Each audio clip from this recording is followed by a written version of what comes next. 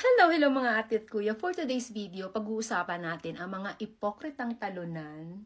Kasi ayon sa aking mga bubuit, nagpaplano daw ito mga ipokritang talunan na i-mass report daw ako sa RCMP at sa Child Services.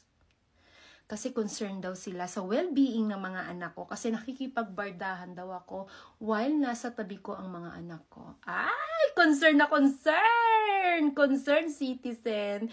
Asan kayo ng mga panahon na kinukumpara ni Bakekang ang anak ko sa isang aso? Asan kayo nung mga panahong ginagamit na panakot sa akin ni Kim na paiiyakin niya ako gamit ang mga anak ko kapag hindi ako tumigil? Tikom ang bibig ninyo. Tapos ngayon bigla kayong concern sa well-being ng anak ko. Ay, mga ipokritang talunan talaga. Make sure na hindi ko magagamit yung mga live ninyo ha.